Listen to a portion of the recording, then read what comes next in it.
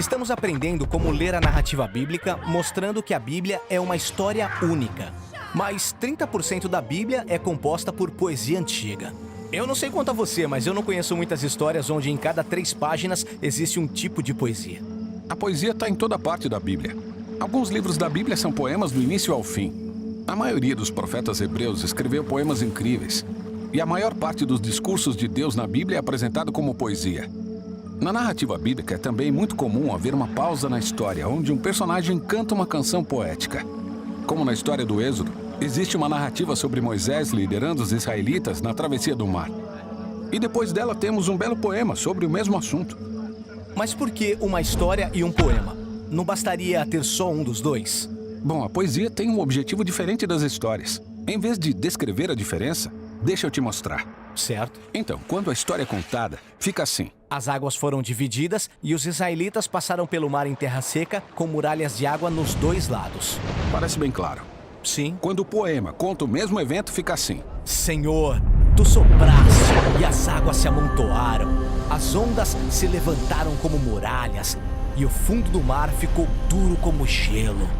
Uau! Tem uma muralha de águas ondulando e tem as narinas de Deus. Isso é irado. Sim, o poema desperta nossa imaginação usando a arte verbal. E os poetas bíblicos usaram um conjunto de ferramentas específico. É isso que vamos ver agora, a arte da poesia bíblica. A unidade básica de qualquer poema é o verso. Assim, um poema se forma quando juntamos muitos versos.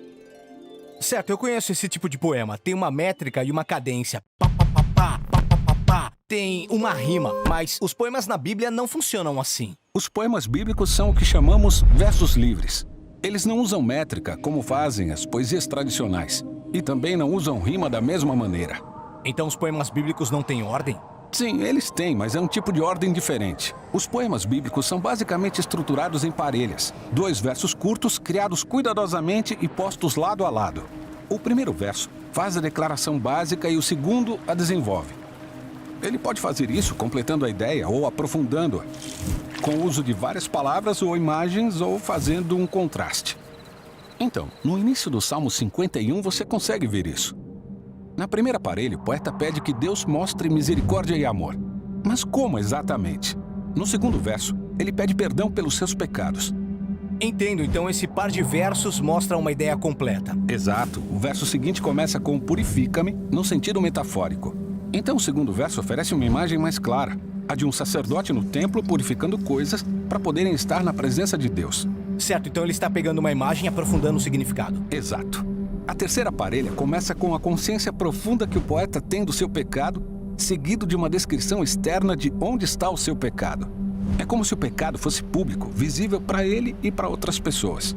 Então essa parelha pega uma ideia e cria um contraste. Exatamente. Logo, as parelhas são por natureza meio repetitivas.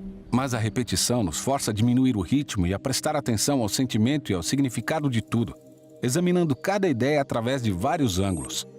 E os grupos de parelhas podem se unir em torno de uma ideia-chave. É como um diamante com muitas facetas, cada verso oferecendo um ponto de vista diferente da mesma realidade central. Então esse poema analisa o que significa ser perdoado e ter uma segunda chance. E esse é o tipo de experiência que pode transformar uma pessoa. É algo que vale a pena experimentar e ponderar. Agora, os poetas bíblicos também usam repetição em escala mais ampla. Em muitos poemas, encontramos um verso-chave que é repetido várias vezes. E isso se chama refrão. Ou eles começam e terminam o poema com uma parelha semelhante. Isso chama inclusio. Então os poetas bíblicos gostam de design. Sim, esses poemas são obras de arte verbais. Os poetas usam a repetição para criar esses padrões elaborados, convidando o leitor a criar conexões entre as várias partes do poema, revelando significados ainda mais profundos. Legal. Agora me sinto confortável com a poesia hebraica antiga. Mas lembra que poesia é um aprendizado para a vida toda. Os poemas bíblicos são poços sem fundo.